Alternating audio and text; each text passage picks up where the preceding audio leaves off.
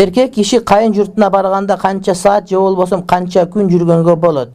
Je bolbosо күч күйөө деген сөздү биздин исламда кандай көрөт, кененирээк түшүндүрүп коюңузчу. Күч күйөө исламда айтылынбайт, күч күйөө деген сөз жок. Аял үйүнө барып жашаган. Эгерде жалгыз кыз болуп калып, ошол апасын караш керек болсо, аякка барып жашаган болсо зыян деле тийбейт. Эч кандай анда проблемасы жок. Бирок адатта аялдары баккан күйөөлөр үйдө экинчи планда калып калат да. Экинчи планда, эгерде аял тыйын таап келсе, аялдын үйү болуп калса, аялдар каалаган убакта үйдөн эркекти көчөгө кууп чыгышы мүмкүн, кайра киргизип алып, кайра чыгара бере турган болсо, эркек кожоюн болбой калат да, үй бүлөдө жанагы стабилдүүлүк орнобой калат.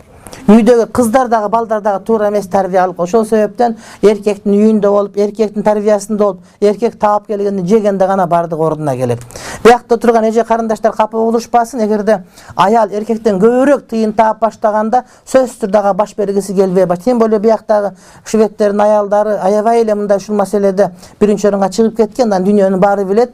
Ошондон көп үлгү албаш керек. Үйдө эркек кожоюн болуш керек, ошого баш ийиш керек. Андан көбүрөөк тыйын тапкан күндө деле мен тыйын таптым деп ага мындай бир баш бербей эме кыла турган болсо, анда эртең сиздин кызыңыз да ошондой болот, балаңыз да ошондой болуп калат. Кайсы үйдө эркек кожоюн болбой калган учурда анда үйдө сөзсүз түрдө проблема келет. Анткени аял башкарган үйдө жакшылык болбой калат. Үйгө корлук келип калат. Анткени эркектин ой жүгүртүүсү таптакыры бөлөк, аялдын ой жүгү таптакыры бөлөк. Аял башкара турган болсо жакшы эмес. Нукка гана түшүп калган болбосо ал көп учурда кордогап келип коет. Анан кээ бир аялдар ойлой берет, мен күйөөм башкара турган болсом, мен кыйын болом деп. Жок, эч ким сени кыйын деп ойлобойт. Сенин күйөөң эч ким урматтабайт, демек сен да урматталбайсың. Ошон үчүн сен күйөөң астыга түрсөң, элдер урматтаса, демек сен да урматка ээ болосуң деген сөз келип чыгат. Ошон үчүн аталар, апалар ошол бардыгы илгертеден ушундай аял канчалык кыйын болсо дагы күйөөсүн астыга чыгарган. Курман жандатка деп айтабыз. Ал кыйындыгы эмнеде билесиңерби? Кыйындыгы баласы өлгөндө жөн туруп бергенде эмес. Кыйындыгы бир жолу кокондон Алимбек татка келгенде түшүрбөй кайра кетирген, бар деген кайра. Кет ошо жака барып деп өлүмгө күйөөсүн түрүп барганда өлгөн ошол жерден. Ал кыйындыгы күйөөсүн астыга түрткөн. Ошон үчүн аялдын кыйындыгы, апалардын кыйындыгы атаңар билет. Атаңар деген сөз астыга кое турган болсо, ошону көрүп кыз дагы, бала дагы, келин дагы тарбия алып жакшы үй бүлө болот, урматтуу бир тууганым. Ошентип сындырыш керек кибирликти. Мен кыйын, мен деген демократия, мен деген ушундай, мен тыйын таап атам. Тыйын тапсаң дагы күйөөң астыга кое турган болсоң, келечектеги балдарыңа, кыздарыңа жакшы үй бүлөнү тартуулаган болосуң иншалла. Кайын журттан кимдер махрам эмес, кимдер менен кол берип учурашсам болот. Учурашпай койсом капа болушат экен. Кайын журттан бир гана кайненең гана сага махрам. Менен кайнатаң ансыз эркек киши. Кайын журттан ошолор гана. Ажырашып кетсең деле кайненең менен өмүр бою махрам болуп жүрө бересиң. Апаңдай эле. Анан бир маселе бар. Кайын эжелериң бир тууган аялыңын тайжелери махрам, бирок убактылуу махрам. Убактылуу махрам деген ошол аял жашап аткан ага үйдөн албайсың деген эле сөз. Болбосо сени менен учурашканга болбойт, колу менен берип, анан жылаңбаш жүргөнгө болбойт деген сөз.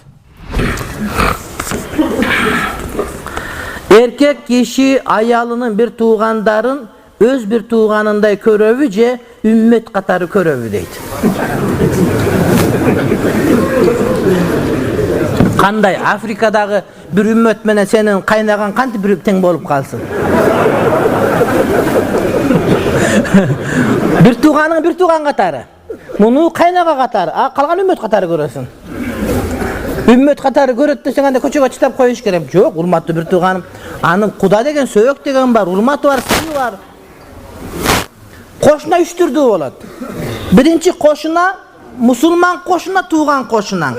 Мунун мусулманчылык акысы, туугандык акысы, анан кошуналык акысы бар. Экинчи кошунаң мусулман тууган эмес кошуна, мунун тууган мусулманчылык акысы, кошуналык акысы бар. Үчүнчүсү мусулман эмес, тууган эмес кошуна, мунун кошуналык акысы бар да. Демек үммөттүн үммөттүк акысы бар. Кайнаганын үммөттүк жана кайнагалык акысы бар. Тууганынкы туугандык акысы бар. Акысы сөзсүз түрдө бар, урматтуу бир тууганым. Ага жаман мамиле кылсаң, ал сага жаман мамиле кылат. Ага жаман кылсаң, аялың ошондой сага мамиле кылат. Ошон үчүн анын дагы өзүнүн орду бар. Сөзсүз түрдө.